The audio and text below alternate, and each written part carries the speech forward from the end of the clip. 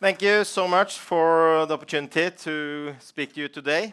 I think when it comes to artificial intelligence and data centers, we are in an extraordinary, exciting era because we have had decades over decades with subsidies for renewables. But now we see that you see extraordinary interest with private capital wanting to help make nuclear a great thing of the future. So I will try to briefly explain to you why we see this fundamental shift in attitude. First, we will talk a little bit about explaining why actually many people today, they believe that efficiency will reduce energy demand.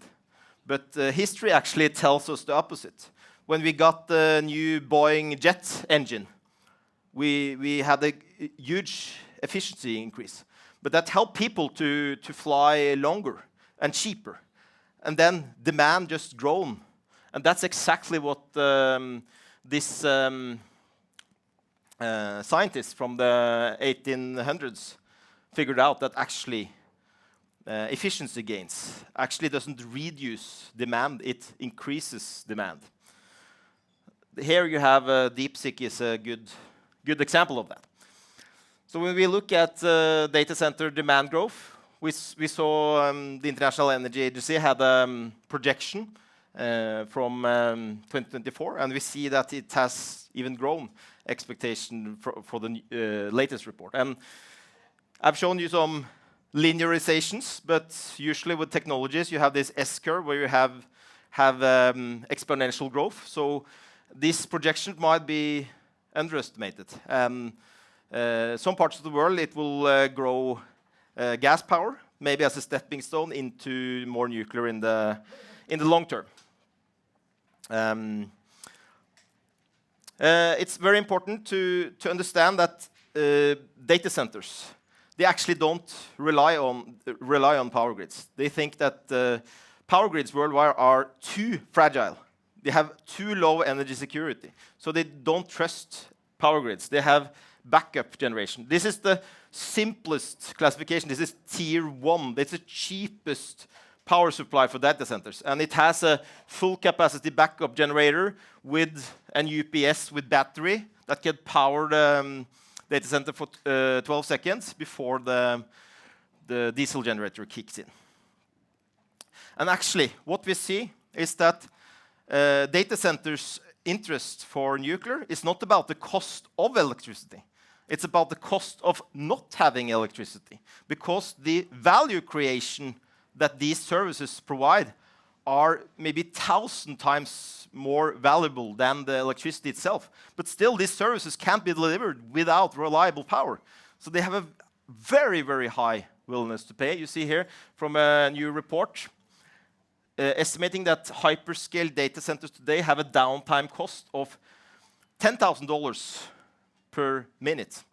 That means that if you have a 100 megawatt data center, the unserved cost of electricity is actually $6,000 per megawatt hour. And so that is actually maybe tenfold higher than even the blackout in Spain. So it tells you the magnitude of how precious nuclear energy could be for this sector. And then finally we come to why Norway. It turns out that in Norway we have 15 degrees many hours every year. And it turns out that cooling gets quite cheap. If you want to look at the efficiency of the data center, you need to look at how much energy does all the infrastructure take up, including cooling and light and so on, and then divide it by the core infrastructure that actually delivers the services. And globally, the average is about 1.75. So they need 67% more electricity than the core infrastructure. In Norway, it could be as low as 10% more, 1.1. So it means that Norway could have data centers that are 33% more efficient than globally. So this tells you a little bit about the case for Norway, and also that we have this hydropower backbone with dispatchable capacity, which could be used in combination with nuclear. So we have a lot of competitive advantage in Norway, and we see that data center sector now in Norway, it's one of the few power-consuming sectors that actually want to invest in Norway without trying to get money from the taxpayer, which is obviously true for many other sectors like battery production, hydrogen, CCS, and offshore wind. So I think that if we in Norway are going to have something that can generate wealth in the future, we really need to think about what are our competitive advantages and not stop these people who actually want to bring in a new future for Norway after oil and gas. Thank you.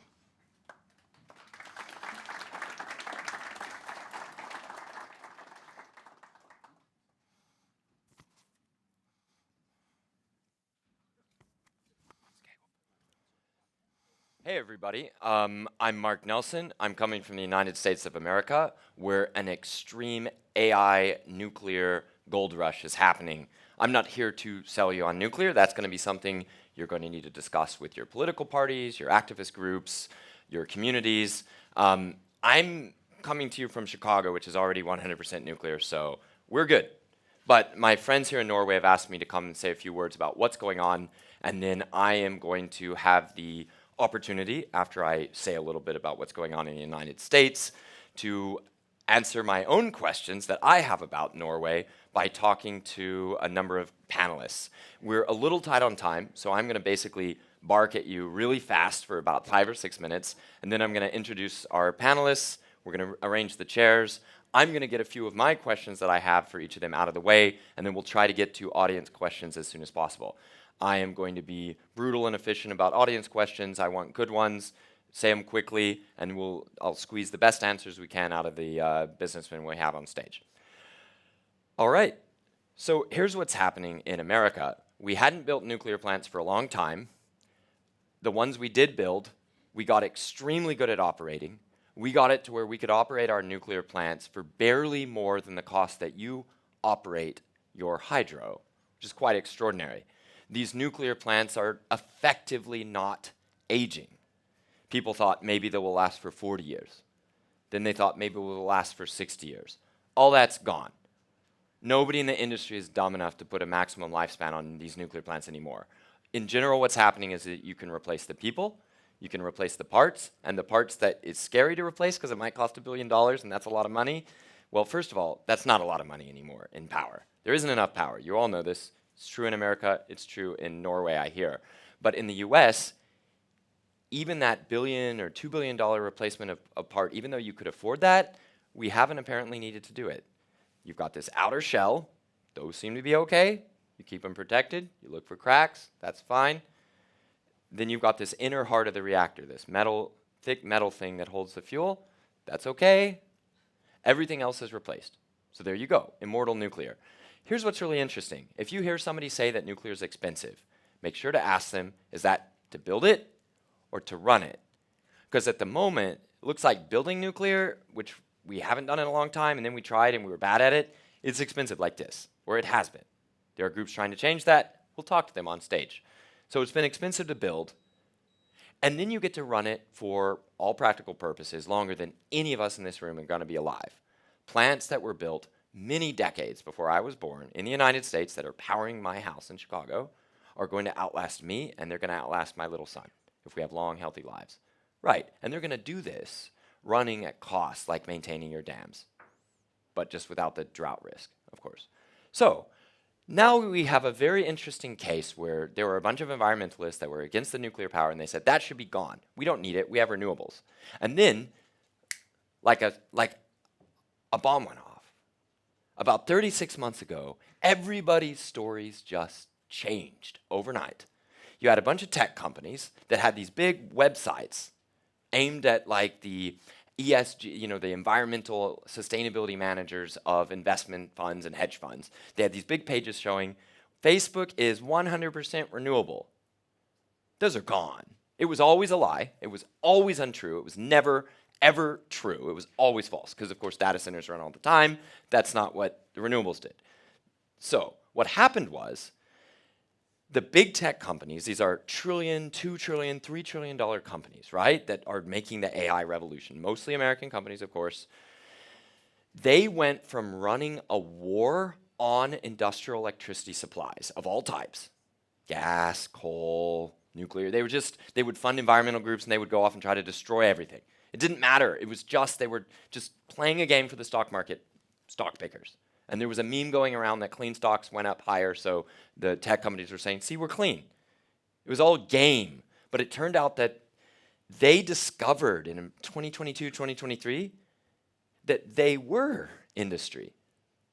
See, they didn't know that before. They thought other people were industry, and the world runs on software, which runs on magic. And what happened is in 2022, 2023, we hit that AI efficiency paradox that you just saw from Professor Nøland. And suddenly, you got way more expected economic advantage over less computing power, which means you needed radically more because now you get more economic advantage from more computing. They all freaked out. They realized that baseload is not a myth. It's real, and it's us. They dropped their websites where they claimed to be 100% renewables. They backward revised all their carbon statements to say, actually, it turns out we were using grid electricity, which has carbon in it because it's got fossil fuels. And then they went shopping. They went panic shopping for all the nuclear they could find. So here's what's happening first. First, they checked and said, okay, anybody got a recently closed nuclear plant that we refused to buy from? And then it closed. Anybody have one of those? Oh, there's one, there's one, there's one. And they started a bidding war against each other to buy up, shut down nuclear plants that were old. These were plants designed in the early 60s. They were put online in the late 60s or early 70s. And they shut down because they couldn't get $50 a megawatt hour contracts with the tech companies. A few years later, that flip happened and the tech companies went shopping. How much have they had to pay? Well, 3 Mile Island, famous for meltdowns, is going to come back online for about $115 a megawatt hour for 20 years. That is the price being paid to the power plant, not to the grid. That's another like $10 a megawatt hour or something. What this means is in a single transaction, Microsoft is paying some people say a worn out old reactor, little bitty reactor from the 70s. They're paying about $15 or $16 billion to rush an old reactor back into service because that's what they're down to. This same company that was claiming to be powered by renewables a few months ago, right, discovered that their war against industrial electricity supplies was a war against themselves, and they went out to buy nuclear plants.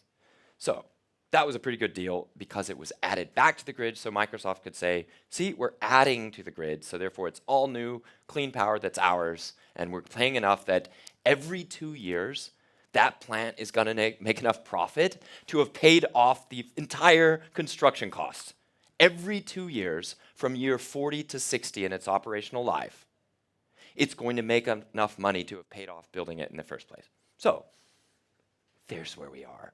There's a reactor not that far from my house, about 3 hours drive. It's an old one. It's pretty big. Can make about 1 million people's worth of power. If you're plugging in your electric cars in Norway, maybe 250,000 people's worth of electric power. And it is 40 years old. It got a 20-year contract too, but from Meta. It's going to go from year 40 to year 60. Now, it never turned off. So Meta's trying to see if they can claim, well, it might have turned off, and then we bought its power. No, it's never going to turn off. So ignore that. But they're buying 40 to 60 years of this plant that I think could go to 80 or 100 or 120, whatever. It's already there. It's like your dams, right? And they're going to pay about $90 a megawatt hour for it. This is a plant that probably costs $40 a megawatt hour to run. It's a single unit, not as efficient as running 2 units at once. But that means it's going to make $50 a megawatt hour for 20 years for a plant that was built half a lifetime ago. So none of that says that you should run out to some of our panelists here and buy a nuclear plant from them today because you've heard high prices. I'm just telling you the forces at work, at least in the United States, at least in the very first wave of buying power from nuclear for these data centers, where on the extreme end, say $115 a megawatt hour, on the lower end, maybe $88, $90 a megawatt hour. Right in the middle, Amazon, they struck first. They're the most bloodthirsty. They didn't even announce this deal. It got leaked by the nuclear plant owner. Amazon did a deal for buying off power from one nuclear reactor. They since a few weeks ago expanded it to both nuclear reactors, all of it, 1,800 megawatts, enough to power like a decent chunk of all of Norway from a single tiny little site in Pennsylvania. They're probably paying $90 a megawatt hour, maybe 100, somewhere in that end. Obviously, nobody's saying the numbers. You have to scrape around to try to get the numbers. Why does this matter? Why am I saying these random numbers from America? Because once you get close to $100 a megawatt hour from these nuclear plants, two very important things happen. One, it starts to be the price that some of us who are trying to develop and build nuclear plants in America are targeting for our delivered cost for a brand new nuclear plant. Say $120 a megawatt hour for the first 20 years to pay off construction, and then it's running at $20 or $30 a megawatt hour until all of us and all of our kids are fully dead. Sorry to be dramatic, but these are very long-lived assets that run very cheap for a long time.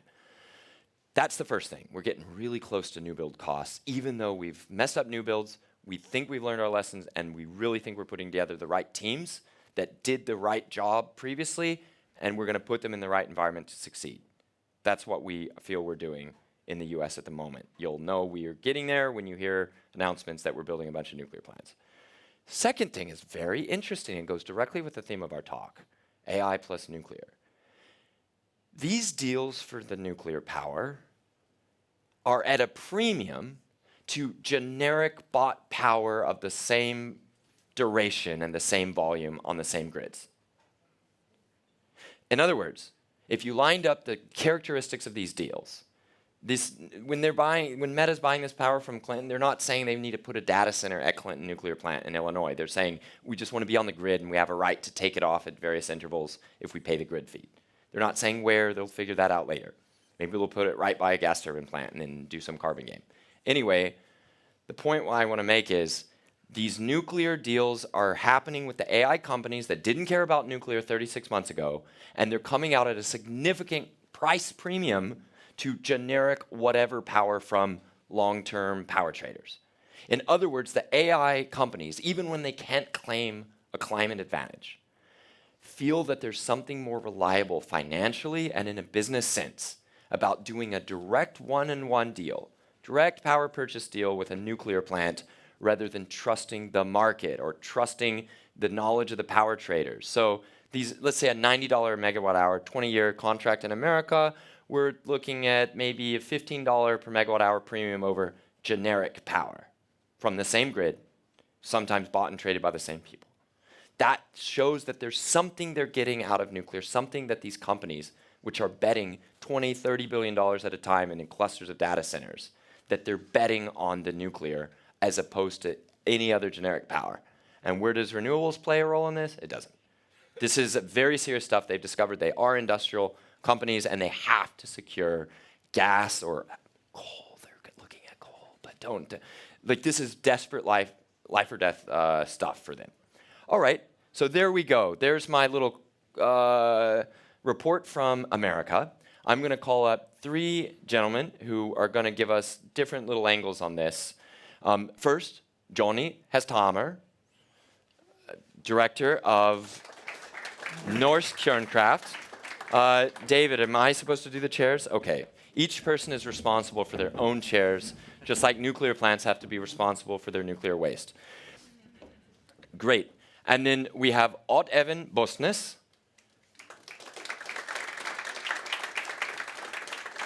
who's helping direct European strategy for the American startup firm, The Nuclear Company, or TNC. And finally, the only one who wasn't my friend before the talk, only friend now, we have Torkild Fallaug. Torkild is Chief Sustainability Officer from Green Mountain, a data center developer company. So I've got a microphone here. I believe it's on, but you all have, nope, we don't need it.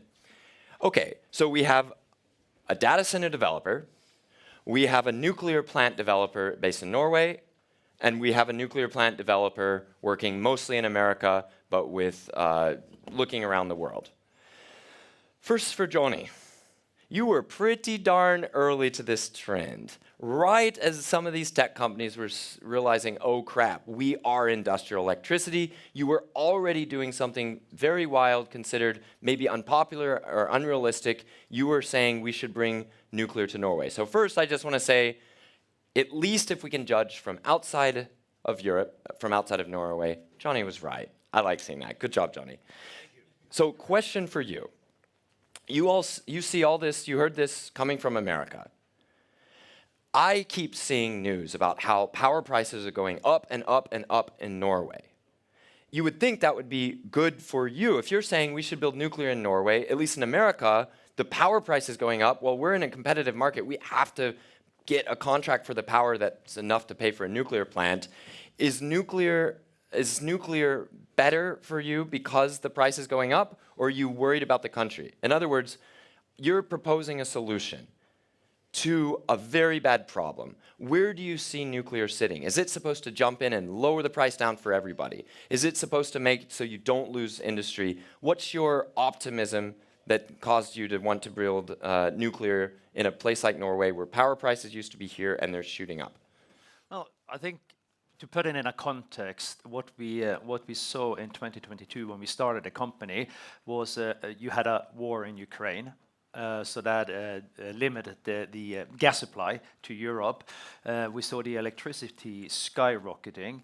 There was a conflict with the Fosen area with wind power onshore, even went to the High Court. So all of this came together. I didn't pay attention to what was happening elsewhere in the world at that time, but we could see that the debate on nuclear power needed to be taken in Norway, and 2022 was a good time to start doing that. But what we then saw was that the rest of the world came along. And here is something that I think is worth reflecting on.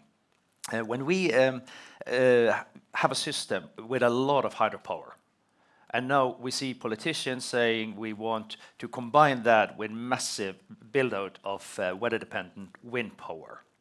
In order for that to happen, I'm really surprised to hear politicians say that we really want massive amounts of wind power, but we don't want these foreign exchange cables. You can't do that. It's like if you want to have massive amounts of something that is weather-dependent, you are relying on exchange of electricity to the neighboring countries, which are also building out a lot of weather-dependent electricity. And we are getting more sensitive. War in Ukraine, we have cables that can be cut. So we're suddenly talking about power supply. But the consequence of having these foreign exchange cables is that you raise the electricity prices. You import European electricity prices. And here is something that I think that the election that is taking place now should really reflect on what we are doing. Because there is a lot of political parties and politicians that think that the industry that has been historically in Norway is going to be the industry in the future. But then we build these foreign exchange cable, we import the electricity prices from Europe, and we don't have enough power to electrify all of the system, all the fossil fuel that we have. So the consequence of that is essentially that we are creating a system where the industry of Norway is most likely not going to be what we have had historically. And that makes a business opportunity for me, because I'm thinking 3,000 kilometers of coastline, cold weather, Jonas was mentioning that. This is a perfect combination with nuclear power and data center, where the nuclear power can deliver locally to the data centers. So that gives me a business opportunity, but it's made by political decisions, and I'm happy about that. It goes in the right direction. Very interesting. Yeah, my initial observation is that in the US, there are places that might be good for certain types of power generators, but there's not enough cooling water to make sure that any given super data center cluster doesn't unacceptably draw on local resources or aquifers. You're saying that because you use just a little bit of very cold ocean salt water that gets returned immediately, Norway is in some way the world's ultimate data center location if you could provide the power. Yeah, and a democracy, it's very stable. And keep in mind, Norway is important to the US because we are far north, North Atlantic in NATO. That's the first two words. So we will. This is a country that will very likely be protected if something goes wrong. And we are seeing increasing geopolitical instability in the world. So we really need to start thinking about supply security. What is the industry in Norway going to be in the future? Can we take advantage of the climate that we have and the coastline that we have? And I think the answer is obviously yes. So when I then see the tech giants starting to go for nuclear, which you mentioned they did not many months ago, suddenly everything changed. Now I'm really looking forward to make deals with data centers in Norway to supply them in the future with nuclear power. Great. Well, as an American, I know we're in interesting times with a very dynamic and personable president. If I'll just ask him that if you're able to power the Hammerfest base for cheaper than we have now, or maybe you allow it to expand for defending Europe, we'll name it the Hesthammerfest. How about that? Okay. Yes, this is the sort of deal that international relations are based on. Okay, Odd Evan. So, not to pick on you a little bit, but I'm this young man who found nuclear early, and I've been going on and on about nuclear. On my first trip to Norway, I was told, young man, let me just be honest with you. Talking about nuclear in Norway means you're not a serious person. Now, that was well-meant advice, but that was also 4 years ago, and we live in different times. Here we are.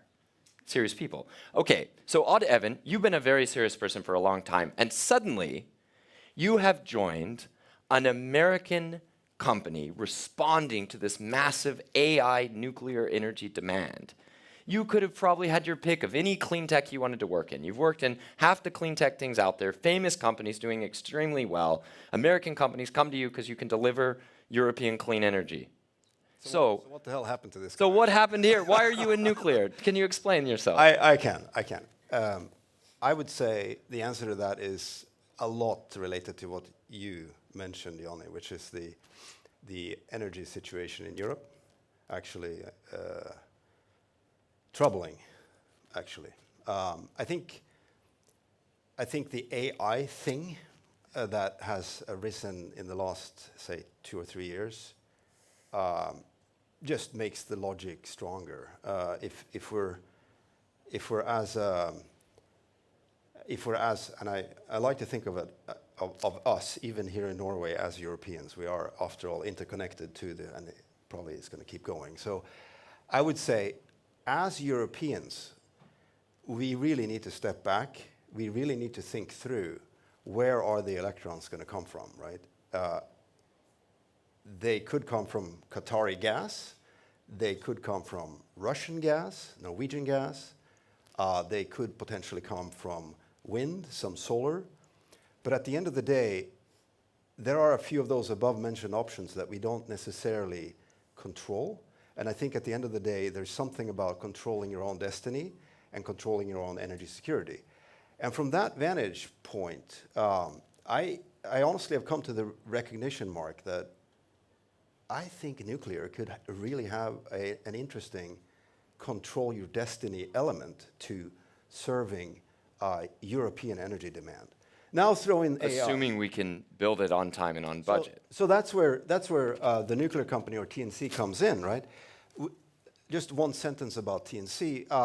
What I represent is fundamentally a team back in the US that is essentially a significant chunk of the core team that built the last 2 erected nuclear reactors in the United States. It was put online in 2023 and 2024.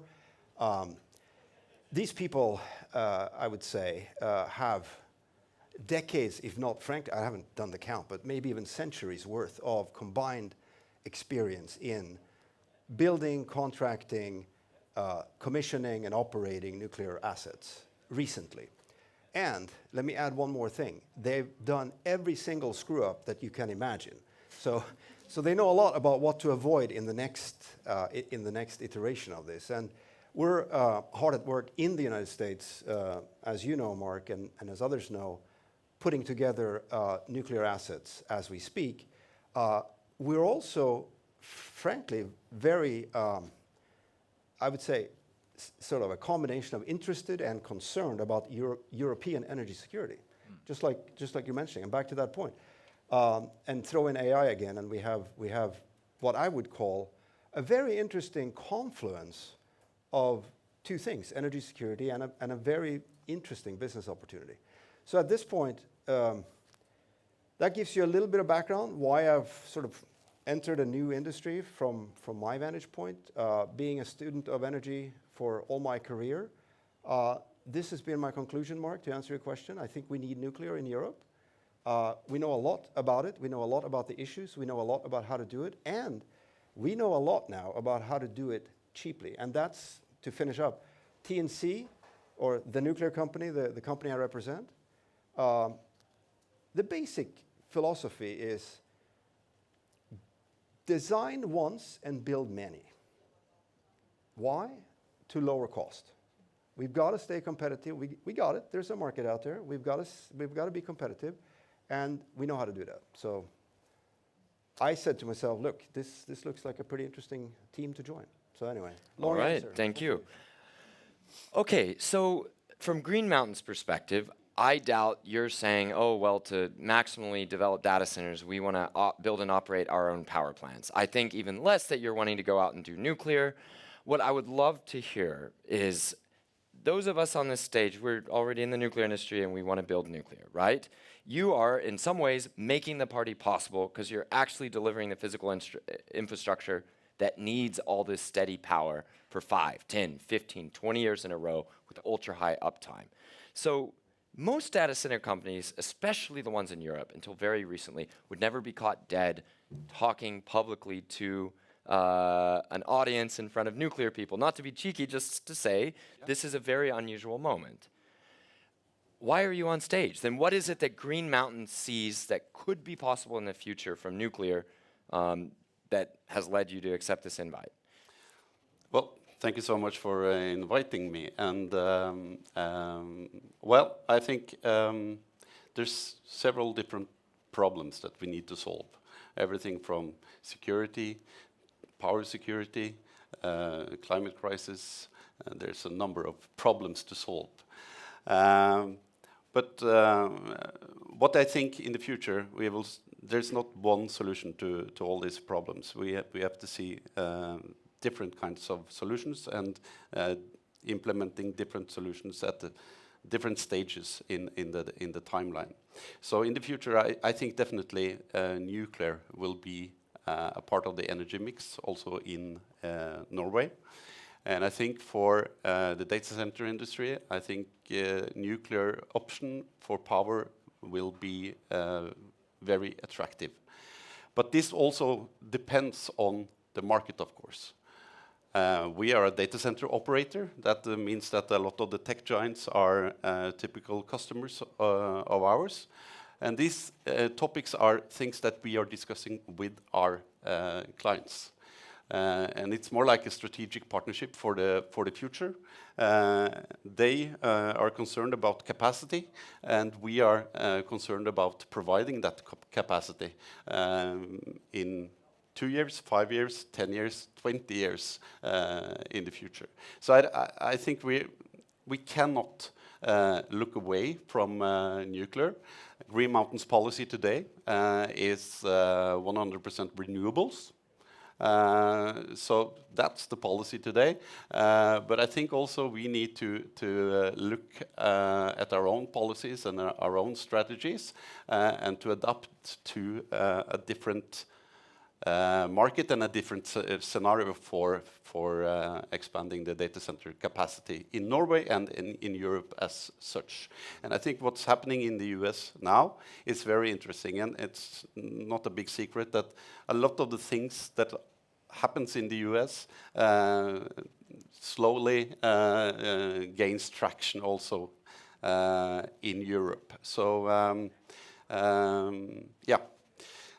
For us, we are open for discussing this. There's certainly some issues to it and some problems to be solved, but I think we have to face that this is the reality, and we need the power.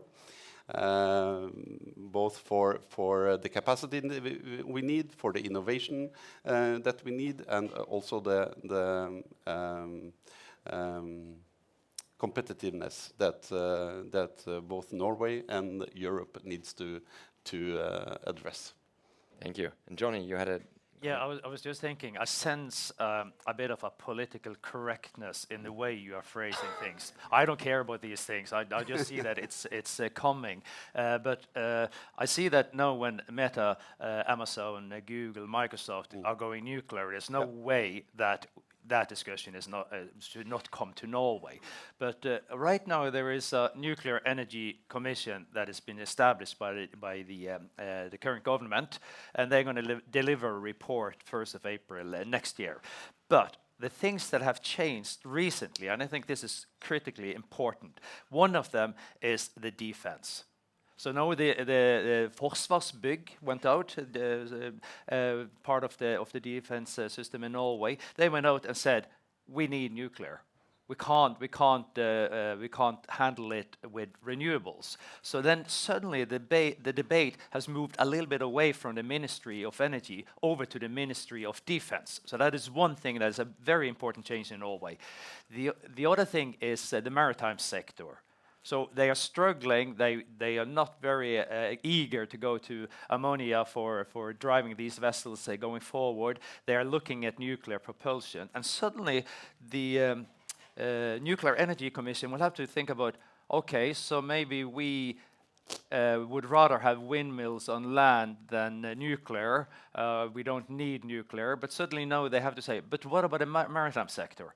We actually need to address that as well. We need to address the defense. So the debate in Norway is now changing. And I think sometimes the politicians, they move a little bit slow, but we see that the people in Norway are increasingly supporting it. So the debate has changed, and that will make it easier for Green Mountain and for other companies to come out. Aker, Equinor, they are really talking about nuclear secretly. But as long as it's not politically correct, they don't go in and do it. Yeah, there's a big group of global scale oil companies that are about to make a nuclear announcement here in a bit, and it'd be nice to see Norway's company be able to join such an effort. At the moment, you're on the outside looking in. Yeah. No, maybe that's fine. I'm just saying this as an American. Odd, you had a comment? Yeah, just Jonny, I thought you were going to sign up a power purchase agreement here with. I'm happy to do that. But, 30 years. Yeah, and let us know, and we can help. But I think this commission or Kjernekraft that you.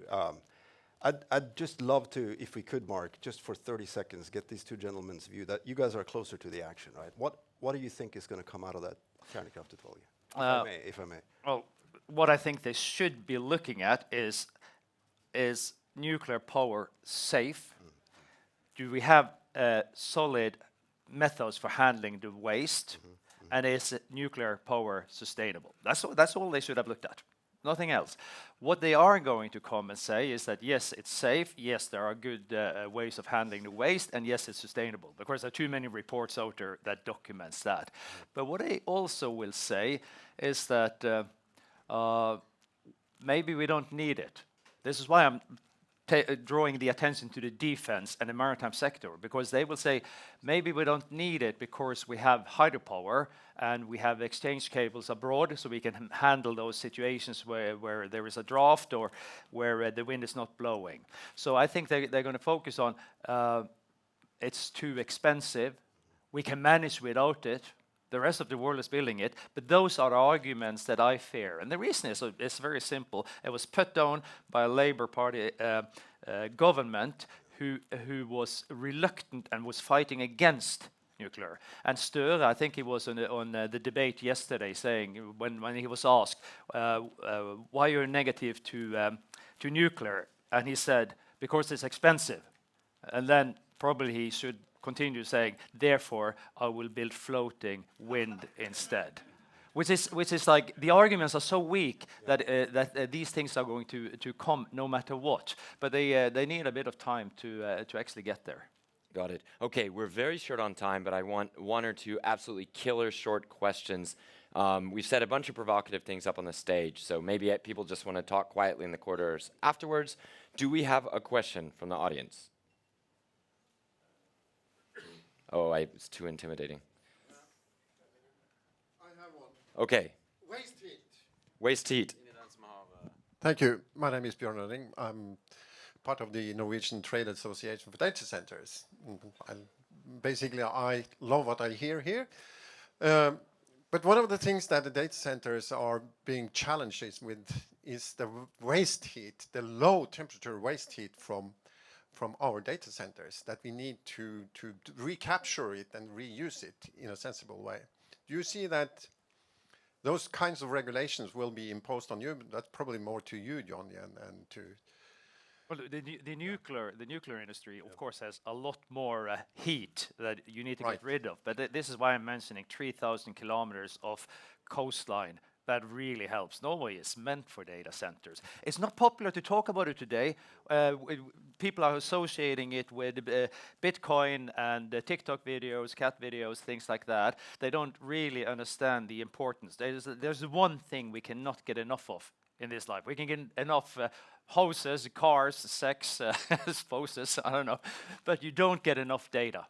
Yeah, there will always be an amount of data. That gives Norway a huge business opportunity. We can leave it to Sweden and Finland to do it, but then we're losing our competitive edge because, as I said, I don't think the industry will be there. I don't think the waste heat from data centers is going to be a problem. But I think the gentleman is addressing a question that I think Europeans care in a way much more about than Americans, to be honest. And there's a whole set of, in my understanding of it, regulations, at least in the EU, around waste heat and what you do with the waste heat. And look, my answer, I would support that, what John is saying, but I would add something. We should look for productive uses of the waste heat.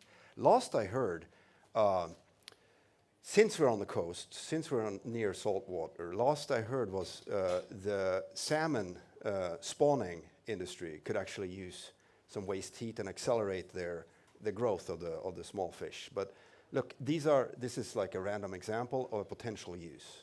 Thank you, everybody, for coming. I'm sure a number of us will hang around afterwards. Please come up, say hello, and thank you for attending.